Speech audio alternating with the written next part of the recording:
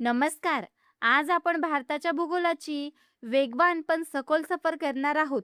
नक्कीच आपल्यासमोर जी माहिती आहे ना, ती भारताची प्रचंड विविधता आणि काही खास भौगोलिक पैलू समोर आणते. अगदी म्हणजे अगदी भारताचा आकार, सीमांपासून ते उंच पर्वत, लांब नद्या, हवामान, बरंच काही यात खरं आहे आणि या माहितीच्या आधारे आपण फक्त तथ्य नाही बघणार, तर त्यामागचं महत्त्व काय आहे, गोष्टी एकमेकांशी कशा जोडल्या आहेत, हेही शोधणार आहोत. म्हणजे भारताच्या भौगोलिकदृष्ट्या अजून चांगल्या प्रकारे समजून घेण्याचा प्रयत्न करूया. चला तर मग पटकन सुरुवात करूया. भारताच्या क्षेत्रफळ आणि स्थान. भारताचं क्षेत्रफळ आहे जवळपास 3.28 दशलक्ष चौरस किलोमीटर. हो, जगाच्या भूभागाच्या फक्त 2.4%. पण गंमत म्हणजे जगाच्या 17% लोकसंख्येचं घर आपला भारत आहे. आणि हे पण लक्षात ठेवायला हवं की भूवैज्ञानिकदृष्ट्या भारत हा प्राचीन गोंडवान भूमीचा हिस्सा आहे. आता सीमांबद्दल बोलायचं झाल्यास भूसीमा किती लांब आहेत माहिती आहे? सुमारे 15,200 किलोमीटर. अरे बापरे! 15,200. हो, कल्पना करा किती लांब असेल ही. सगळ्यात लांब भूसीमा कोणासोबत? चीन, पाकिस्तान, ती आहे बांगलादेशासोबत तब्बल 4,096 किलोमीटर. बरोबर. आणि सर्वात लहान ही अफगाणिस्तानासोबत फक्त 106 किलोमीटर, जी आता लडाखला लागून आहे. अगदी. आणि कोणतं राज्य किंवा आता केंद्रशासित प्रदेश कोणत्या देशाला लागून आहे हे नकाशावर पाहणं महत्त्वाचं ठरतं. हो, उदाहरणार्थ पाकिस्तानला गुजरात, राजस्थान, पंजाब आणि आताचे जम्मू काश्मीर व लडाख हे केंद्रशासित प्रदेश लागतात. तर चीनला लडाख, हिमाचल, उत्तराखंड, सिक्कीम आणि अरुणाचल प्रदेश आणि काही ठिकाणी तर कमाल आहेत. म्हणजे 3-3 देशांच्या सीमा भिडलेली. जसं की सिक्कीम, नेपाळ, भूतान, चीन, अरुणाचल, भूतान, चीन, म्यानमार. पश्चिम बंगाल पण आहेत. पश्चिम बंगालला नेपाळ, भूतान, बांगलादेश. हो, आणि लडाख, पाकिस्तान आणि अफगाणिस्तान, चीन यांचं सामरिक महत्त्व किती असेल याची कल्पना केली बरी. किनारपट्टी. नक्कीच. आता जरा समुद्राकडे वळूया. आपली किनारपट्टी बेटांसहित किती आहे? सुमारे 7,516 किलोमीटर लांब. यात गुजरातची किनारपट्टी सर्वात लांब आहे, 1,214 किमी. आणि गोव्याची सगळ्यात छोटी म्हणजे 101 किमी. ही किनारपट्टी आपल्याला व्यापारासाठी आणि सुरक्षिततेसाठी खूप महत्त्वाची आहे. विस्तार आणि वेळ बघू. भारताचा अक्षांश आणि रेखांश विस्तारही मोठा आहे बरं का. 8 अंश 4 उत्तर ते 37 अंश 6 उत्तर अक्षांश आणि 68 अंश 7 पूर्व ते 97 अंश 25 पूर्व रेखांश. याच विस्तारामुळे भारताची उत्तर दक्षिण लांबी जास्त आहे. 3,214 किमी पूर्व पश्चिम रुंदीपेक्षा 2,933 किमी. देशांचं सर्वात दक्षिणेकडचं टोक आहे इंदिरा पॉइंट, जे ग्रेट निकोबार बेटावर आहे. आणि सर्वात उत्तरेचं टोक म्हणजे इंदिरा कोल, जे आता लडाखमध्ये येतं. आणि कर्कवृत्त म्हणजे 23.5 अंश उत्तर अक्षांश ते देशांच्या बरोबर मधून जातं, 8 राज्यांमधून. हो. आणि भारतीय प्रमाणवेळ रेखा जी 82.5 अंश पूर्व रेखांश आहे, ती 5 राज्यांमधून जाते. ही प्रमाणवेळ रेखा का महत्त्वाची? कारण गुजरात आणि अरुणाचल प्रदेश म्हणजे अगदी पश्चिम टोक आणि पूर्व टोक या स्थानिक वेळेत जवळपास 2 तासाचा फरक आहे. अगदी. तरी संपूर्ण देशात एकच वेळ वापरता येते, ती याच रेखांशामुळे. अहलाबादवरून जाते ती रेखा. हिमालय पर्वत. अच्छा. आता उत्तरेकडे जाऊया. तिथे उभा आहे आपला उत्तुंग हिमालय. भूवैज्ञानिकदृष्ट्या हे नवीन आणि वलीय पर्वत आहे. म्हणजे जमिनीला वळ्या पडून तयार झालेलं, बरोबर ना? याची रचना बघूया. उत्तरेकडून दक्षिणेकडे कशी आहे ती. पहिली रांग आहे ट्रान्स हिमालय. यात येतात काराकोरम, लडाख, झास्कर या रांगा. केटू शिखर इथेच आहे. अगदी जगातील दुसरं उंच शिखर केटू, गॉडविन, ऑस्टिन हे मुख्य हिमालय नाही, तर याच काराकोरम रांगेत आहे, जे भूवैज्ञानिकदृष्ट्या थोडं वेगळं क्षेत्र मानलं जातं. आणि सिंधू नदी, लडाख आणि झास्कर रांगांच्या मधून इथे वाहते. दुसरी रांग म्हणजे महान हिमालय किंवा हिमाद्री. ही सर्वात उंच आणि सलग रांग आहे. सरासरी उंची तब्बल 6,000 मीटर. एव्हरेस्ट, कांचगंगा सारखी जगातील सर्वोच्च शिखर इथेच आहे. मग तिसरी लघु हिमालय किंवा हिमाचल. उंची थोडी कमी होते. इथे पीर पंजाल ही यातली सर्वात लांब रांग आहे. थंड हवेचे ठिकाण इथेच आहे. काश्मीर, कुलू मनाली बरोबर काश्मीर व्हॅली, कुलू मनाली, सिमला, मसुरी, नैनिताल ही सगळी सुंदर पर्यटन स्थळ याच भागात आहे.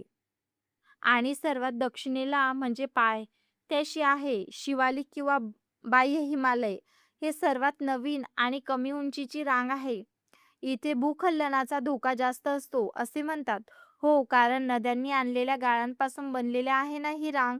लघु हिमालय आणि शिवालिकमध्ये ज्या लांबट दऱ्या आहेत त्यांना पश्चिमेला दून म्हणतात, जसं डेहराडून, आणि पूर्वेला द्वार, जसं हरिद्वार.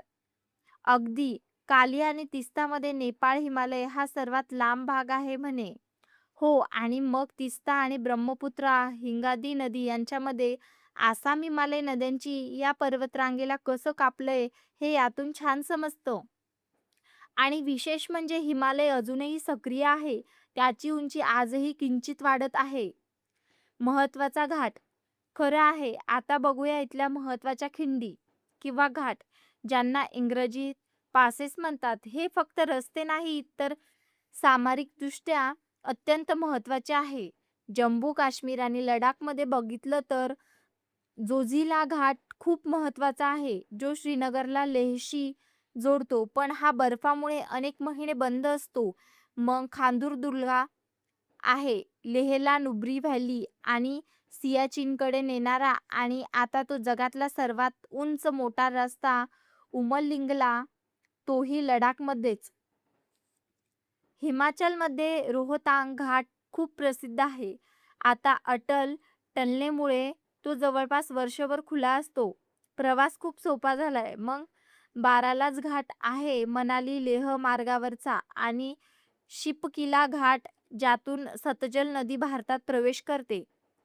उत्तराखंडमध्ये माना, नीती आणि लिपुलेख घाट महत्वाचे आहे. लिपुलेख जरा खास आहे, कारण एक तर हा कैलास मानसरोवर यात्रेचा मार्ग आहे, आणि दुसरा म्हणजे भारत, नेपाळ, चीन या तिन्ही देशांच्या सीमा जिथे जवळ येतात त्या संवेदनशील जंक्शन जवळ आहे.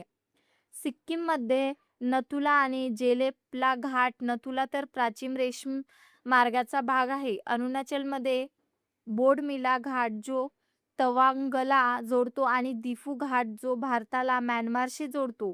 उंच घाट वर्षातली बरेच महिने बर्फामुळे बंद असतात. त्यांच्या स्थानिक जीवनावर आणि सीमा संरक्षणावर थेट परिणाम होतो. द्विकल्पीय पठार. उत्तरेकडच्या या तरुण पर्वताकडून आता आपण भारताच्या सर्वात प्राचीन आणि भूभागाकडे येऊया, म्हणजे द्विकल्पीय पठाराकडे. हा भारताचा सर्वात मोठा भूभाग आहे. याचे मुख्य 3 भाग आहेत: केंद्रीय उच्चभूमी, दख्खनचं पठार आणि छोटा नागपूर पठार. केंद्रीय उच्चभूमी नर्मदेच्या उत्तरेला आहे. यात येतं मावळा पठार, जे काळ्या कसदार मातीसाठी ओळखलं जातं.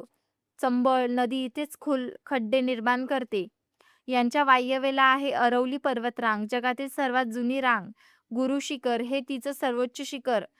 माळव्याच्या दक्षिणेला आहे विंध्य रांग. आता दख्खनचं पठार, याचा उतार साधारणपणे पूर्वेकडे आहे, म्हणूनच गोदावरी, कृष्णा, कावेरी या नद्या पूर्वेकडे वाहतात. या पठाराच्या पश्चिमेला सलग पश्चिम घाट सह्याद्री आहे. यांची उंची उत्तरेकडून दक्षिणेकडे वाढत जाते. अन्नाई मुंडी हे दक्षिण भारतातील सर्वोच्च शिखर आहे. पूर्वेला पूर्व घाट आहे, जो तुटक आहे. हे दोन्ही घाट दक्षिणेला निलगिरी पर्वतात एकत्र येतात. उटी वगैरे ठिकाण इथेच आहे. तिसरा भाग म्हणजे पूर्वेकडचा छोटा नागपूर पठार, जो झारखंडमध्ये पसरलेला आहे. याला भारताचे खनिज हृदय किंवा भारताचा रूर असे म्हणतात, कारण हा भाग कोळसा आणि खनिजांसाठी समृद्ध आहे. उत्तर भारतीय मैदान. पठारानंतर येऊया उत्तरेकडील विशाल मैदानाकडे. इथे जमिनीचे प्रकार आहे. भांबर. हिमालयाच्या पायथ्याशी दगडगोट्यांचा पट्टा, जिथे नद्या कधी कधी अदृश्य होतात. तराई. भांबरच्या दक्षिणेला पाणी साचून झालेले दलदलीचा प्रदेश, जिथे घनदाट जंगल आढळतात. भांगर. जुन्या गाळाचा प्रदेश, जो उंच असतो, तिथे पूर येत नाही. खादर. नदीकाठचा नवीन गाळचा प्रदेश, जो दरवर्षी पुरांमुळे सुपीक होतो. शेतीसाठी सर्वोत्तम. किनारपट्टीचे प्रकार. पश्चिम आणि पूर्व किनाऱ्यात महत्त्वाचा फरक आहे. पश्चिम किनाऱ्यावर कोकण, मलबार नद्या डेल्टा बनवत नाहीत आणि खाडी तयार करतात. केरळमध्ये कलाय असतात. पूर्व किनाऱ्यावर मात्र नद्या मोठे डेल्टा तयार करतात. इथे चिल्का आणि पुलिकत सारखी खाऱ्या पाण्याची सरोवरे आहेत. भारतातील बेटे बंगालच्या उपसागरात अंदमान आणि निकोबार अंदमानमधील सर्वोच्च शिखर सँडल पीक इथे भारताचा एकमेव सक्रिय ज्वालामुखी बॅरन बेट आहे. 10 डिग्री अक्षांश रेषा अंदमानला निकोबारपासून वेगळं करते. अरबी समुद्रात लक्षद्वीप बेट आहे, जी प्रवाळ बेटे आहेत. हा भारताचा सर्वात लहान केंद्रशासित प्रदेश आहे. 9 डिग्री अक्षांश रेषा मिनिकॉय बेटाला उर्वरित लक्षद्वीपापासून वेगळं करते. थरचे वाळवंट भारताच्या वायव्येला मुख्यत्वे राजस्थानचे आहे. इथे पाऊस वर्षाला 150 मिमी पेक्षा कमी असतो. वाळूच्या अर्धचंद्राकृती ढिगाऱ्यांना बरखान म्हणतात. छत्र्यासारखे आकार तयार होतात, त्याला छत्रीशिला म्हणतात. नदी प्रणाली सिंधू नदी तिबेटमध्ये उगम लडाखमधून पाकिस्तानात जाते. उपनद्या झेलम, चिनाब, रावी, बियास आणि सतलज. बियास पूर्णपणे भारतात वाहते. ब्रह्मपुत्रा तिबेटमध्ये सांगोप म्हणतात. अरुणाचलमधून भारतात येते. आसाममध्ये माजुली हे जगातील सर्वात मोठं नदीपात्रातील बेट आहे. गंगा नदी गंगोत्रीतून उगम पावतो. भागीरथी नाव यमुना ही तिची सर्वात मोठी उपनदी आहे. द्विकल्पीय नद्या पूर्वेकडे गोदावरी, दक्षिण गंगा, कृष्णा, कावेरी, पश्चिमेकडे नर्मदा आणि तापी, ज्या भ्रंश दरीतून वाहतात. लुनी नदी समुद्रापर्यंत पोहोचत नाही, ती कच्छच्या रणात लुप्त पावते.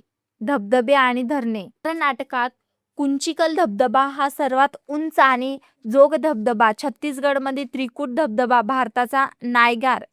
टिहरी धरण सर्वात उंच. हिराकुंड सर्वात लांब. भाकरा नागल उंच गुरुत्वीय धरण. अणुऊर्जा प्रकल्प तारापूर महाराष्ट्र हे पहिलं केंद्र आहे. हवामान आणि वने मान्सून हा मुख्य घटक. दक्षिण पश्चिम मान्सून पाऊस देतो, तर हिवाळ्यात परतीचा मान्सून तामिळनाडूमध्ये पाऊस देतो. वनस्पती सदाहरित वने, पानझडी मान्सून वने, काटेरी झुडपं आणि डोंगर माथ्यावर सूचीपणी वृक्ष. सुंदरबन हे जगातलं सर्वात मोठं मॅंग्रोव्ह खारफुटी जंगल आहे. मृदा गाळाची मृदा सर्वात जास्त तांबडी मृदा. लोह ऑक्साईडमुळे लाल आणि काळी मृदा कापसासाठी उत्तम, जिच्यात पाणी धरून ठेवण्याची क्षमता जास्त असते. जांभी मृदा चहा कॉफीसाठी चांगली असते. राष्ट्रीय उद्याने काझीरंगा एकशिंगी गेंडा, गीर, सिंह, जिम कार्बेट. पहिलं उद्यान मणिपूरमध्ये केबुल लामजाव हे जगातलं एकमेव तरंगत उद्यान आहे. लडाखमधील हेमिस हे सर्वात मोठं राष्ट्रीय उद्यान आहे. निष्कर्ष भारताचा भूगोल हा केवळ डोंगर, नद्यांचा नकाशा नाही, तर तो एक जिवंत आणि एकमेकांशी जोडलेला पट आहे. इथली भूमी, हवामान आणि माणूस हे सगळे एकमेकांवर अवलंबून आहे. आजच्या या सफरीमधून भारताची भव्यता आणि अतुलनीय विविधता पुन्हा एकदा दिसून आली. या भौगोलिक वैशिष्ट्यामुळे आपल्यासमोर कोणती संधी आणि आव्हानं आहेत, यावर विचार करायला नक्कीच खूप वाव आहे.